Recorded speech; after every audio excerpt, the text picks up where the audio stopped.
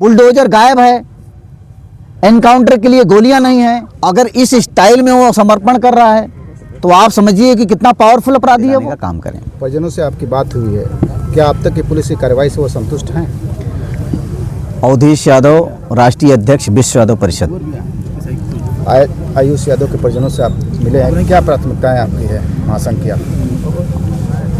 सरकार से जो हमारी मांगे हैं कि जितने भी अपराधी हैं और जिन अपराधियों को आयुष यादव ने मरते समय अपने बयान में दर्ज किया है, उनका नाम लिया है, उनका एनकाउंटर करो, उनके घरों पे बुलडोजर चलाओ और परिवार को 1 करोड़ रुपए मुआवजा दो। परिवार को एक गन शस्त्र लाइसेंस दिया जाए जिससे उनकी सुरक्षा हो सके और परिवार के प्रति सरकार का नरम रुख रहे और जो यहाँ का प्रशासन है और जो यहाँ के एसपी हैं, डीएम साहब हैं, दरोगा जी हैं, वो इस जो भी प्रकरण है इसको फास्ट ट्रैक में ले जा करके और फटाफट न्याय दिलाने का काम करें। परिजनों से आपकी बात हुई है, क्या अब तक की पुलिस की कार्रवाई से वो संतुष्ट हैं? परिजनों का कहना है कि यादव जाति की वजह से 1 हफ्ते से ज़्यादा हो गया, ना तो अपराधी पकड़े गए हैं, ना उन पर कोई कार्रवाई हुई है। सिर्फ आश्वासन दिया जाता है कि बस जल्द कार्रवाई हो रही है, जल्द कार्रवाई हो रही है। इसको सुनते सुनते 1 हफ्ते से ज़्यादा हो गया है। और जिस अपराधियों का नाम आयुष यादव केस में आ रहा है, इन्हीं अपराधियों के ऊपर 25 नवंबर को मंटू के ऊपर हमला करने का भी केस दर्ज हुआ और उस समय अगर यहाँ उपस्थित दरोगा ने सख्त कार्रवाई की होती तो मंटू भी जिंदा होते और आज आयुष यादव भी जिंदा होता। तो उस समय की घटना में जो प्रेजेंट दरोगा थी, अगर उन्होंने उस दोषियों पर सख्त कार्रवाई की होती तो ये अंजाम देखने को नहीं मिलता। और मैं पूरी मीडिया के सामने, अपने साथियों के सामने कह रहा हूँ कि प्रशासन बलिया और मऊ के अंदर चुस्त हो जाए, नहीं तो आने वाले समय में ये जो फरार अपराधी हैं और बड़ी घटना को अंजाम देंगे। ये मैं आज बोल के जा रहा हूँ पूरे बलिया और मऊ की जनता के सामने। नॉलेज मिला दूं कि 12 लोगों की गिरफ्तारी जो प्रशासन कर चुकी है। 12 लोगों की जो गिरफ्तारी हुई है, प्रशासन ने कहा है कि वो साजिश में सम्मिलित थे, लेकिन जो आयुष यादव अपने अंतिम समय में जो बयान दिया है उसमें उन्होंने 4 लोगों का नाम लिया है। और ये हमारे कानून कहते हैं और सब लोग इस बात को मानते हैं कि जो व्यक्ति अंतिम समय में जिनका बयान देता है, जिन लोगों का नाम लेता है, वो अपराधी माने जाते हैं, क्योंकि अंतिम समय में कोई आदमी कभी भी झूठ नहीं बोलता है। और वो आयुष यादव ने अपने मुख से बोला है, उसकी वीडियो रिकॉर्डिंग ऑल मीडिया में हर जगह घूम रही है। तो प्रशासन और इससे बड़ा सबूत क्या चाहिए उसको? इसमें एक रोबिन सिंह मऊ में जाकर के आत्मसमर्पण किया, उसके लिए कुछ के परिजनों को जो है उठाई है पुलिस, इसमें गिरफ्तार किया। रोबिन सिंह समर्पण कर रहा है, आप लोगों ने उस वीडियो को सोशल मीडिया में डाला है, किस स्टाइल में वो जा रहा है और किस प्रकार समर्पण कर रहा है, ये भी संदेह के घेरे में आता है कि ऐसा अपराधी स्वयं जाकर के समर्पण कर रहा है, वो भी 1 हफ्ते के बाद। ऐसे अपराधियों को इतना समय मिलता है? अगर इस स्टाइल में वो समर्पण कर रहा है तो आप समझिए कि कितना पावरफुल अपराधी है वो। सरकार क्या कर रही है, सिस्टम क्या कर रहा है, प्रशासन क्या कर रहा है? सर आरोपी के बहन का जो बयान आया है कि जिस समय आयुष की हत्या, उस समय हमारा भाई अपनी माँ के इलाज के लिए मऊ के सदर अस्पताल में मौजूद था। देखिए, अपने बचाव के में हर व्यक्ति कोई न कोई तरीका अपनाता है, लेकिन अगर आपके ऊपर कोई हमला होता है तो क्या आप हमलावर का नाम बताएंगे या पूरे एरिया का नाम बताएंगे? उसी का नाम बताएंगे ना जिसने हमला किया है। तो आयुष यादव अपने अंतिम समय में नाम बोल के गया है, इससे ज़्यादा भरोसा और क्या कर सकते हैं? सर, दलितों पिछड़ों पर इस तरह का अत्याचार कब तक ये चलेगा? सामंतवादी सरकार चल रही है उत्तर प्रदेश के अंदर, और सामंतवादी जब सरकार चलती है तो वहाँ पर संविधानवादी की वैल्यू नहीं होती है, सिर्फ मनुवाद और सामंतवाद ही राज कर रहा होता है।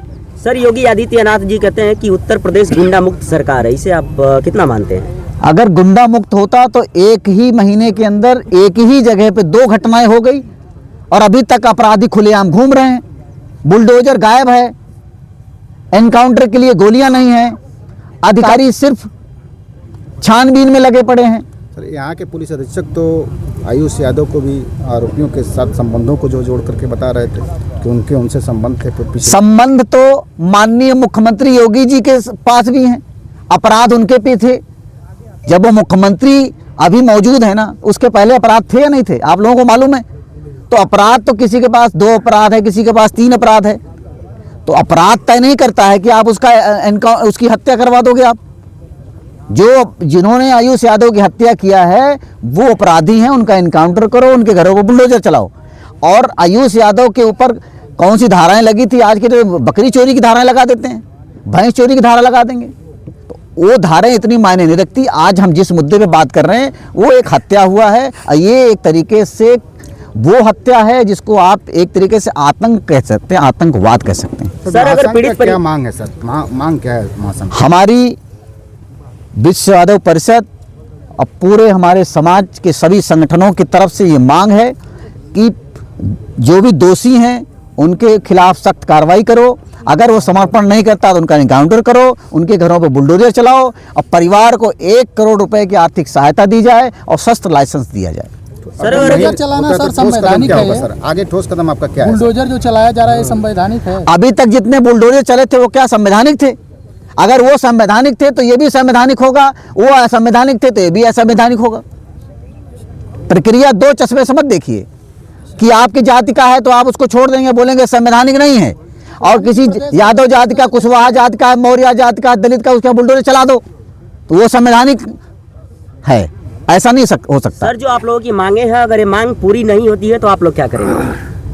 अभी हमारी दरोगा जी से बात हुई है, उन्होंने विश्वास दिलाया है कि आपने इतने समय तक इंतजार किया और 2-3 दिन हमको समय दे दीजिए, हम 2-3 दिन के अंदर कड़ी कार्रवाई करेंगे। हम लोग शांति से नहीं बैठे हुए हैं, हम काम कर रहे हैं।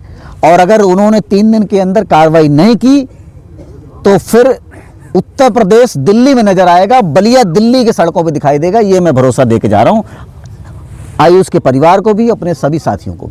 सर आपको भरोसा है कि घर के जो है चंद कदम दूर पे उसकी हत्या कर दी गई और हत्यारे जो है फरार हो गए, अब तक जो पकड़े भी नहीं गए? जो आयु आपके जो थानाध्यक्ष जो आप भरोसा दिलाएं उसको भरोसा करते हैं आप? कितना भरोसा है आपको? भरोसा तो हम सबको किसी को नहीं है जो इतने यहाँ पर हैं। उसका एक रीजन है कि अगर 25 तारीख मंटू के साथ इतनी बड़ी घटना हो गई और उस समय प्रशासन ने कोई कार्रवाई नहीं की, उसके बाद 13 तारीख को आयुष यादव के साथ घटना हो गई, प्रशासन ने कोई कार्रवाई अभी तक सख्त नहीं की, तो अगली 13 किसकी होगी ये सबको विचार करना है। इसलिए सब लोग चौकन्ने रहिए, पुलिस के भरोसे मत रहिए, बिल्कुल अलर्ट रहिए, पता नहीं किसका शिकार हो जाओ। ये जितने भी घूम रहे हैं ना अपराधी, ये कब किसको शिकार बना लें इसकी चिंता करनी है हमें, क्योंकि प्रशासन ने तो सुरक्षा देनी नहीं है। अगर सुरक्षा देता तो 25 नवंबर को जो घटना हुई थी वो आज 13 दिसंबर को रिपीट नहीं होती। इस बात का दुख है। सर अपराधियों की कोई जाति नहीं होती, फिर भी जाति वाला जो जाति का मतलब वो आ रहा है, विभिन्न जातियों का नाम जाति होती है, आ रहा है। जाति होती है। उसका उदाहरण है देवरिया में प्रेमचंद्र यादव की हत्या हुई, दूसरे दिन बुलडोजर पहुंच गया। पूरे देश के लोग जानते हैं, पूरे बलिया के लोग जानते हैं, लेकिन यहीं पर 1 हफ्ते से ज्यादा हो गया, कहीं बुलडोजर दिखाई नहीं दे रहा है रोड पे। ये है उदाहरण, देखिए ना आप, इसे कहते हैं जाति। वहां प्रेमचंद्र यादव था, यहाँ ठाकुर है। सर बिलथरा रोड इसके पहले बहुत शांत इलाका माना जाता था, लेकिन इसमें जो चिंगारी देने वाला या वो स्थिति उत्पन्न हुई कहाँ से? बेलथरा बहुत शांत प्रिय है, ये सब जानते हैं, खौफ पैदा करने लेकिन जब आपके सरकार के लोग, प्रशासन के लोग और कुछ लोगों को ढीला छोड़ दें तो वो क्या करेगा? खौफ पैदा करेगा, अपना एक साम्राज्य स्थापित करने का प्रयास करेगा कि जहां पर लोग शांति से रह रहे हैं वहां अपना खौफ पैदा करो और इसका लाभ उठाओ बाद। तो ये अपराधी हैं, ये हमारे समाज के लिए नासूर हैं। इन पे अगर सख्त कार्रवाई नहीं हुई तो पता नहीं कितने हमारे समाज के लोगों के साथ घटनाएं होंगी। इसलिए प्रशासन को, यहाँ से जो प्रशासन मौजूद है कार्रवाई नहीं कर रहा है, इनको ट्रांसफ़र करो या इनको सस्पेंड करो, नए को लाओ। ऐसे बहुत सारे हमारे ईमानदार हैं, बहुत सारे हमारे अधिकारी हैं जो निष्पक्ष काम करते हैं, उनको यहाँ पर नियुक्त करो तो जा करके ये अपराधी कंट्रोल में आएंगे। जो आखिरी सवाल है कि जो आज के दौर में युवाओं में जो बढ़ती जो अपराध की प्रवृत्ति है, उसे लेकर के आप युवाओं को क्या संदेश देंगे यहाँ से? हमारा देश संविधान से चलता है। संविधान इतना ताकतवर है कि उससे कोई बच नहीं सकता है। सिर्फ उसके पास आंख नहीं है, ये हमारे जितने नौजवान साथी हैं सब उसकी आंख हैं। आप आंख बन जाइए, कानून अपना पालन करेगा और सबके साथ न्याय होगा। ये मैं अपने साथियों को भरोसा दिला रहा हूँ। कोई भी कानून के खिलाफ कार्रवाई नहीं करेगा। कानून का पे भरोसा रखिए। अधिकारी खराब हो सकता है लेकिन हमारा संविधान खराब नहीं, इस बात को याद रखिए आप सब।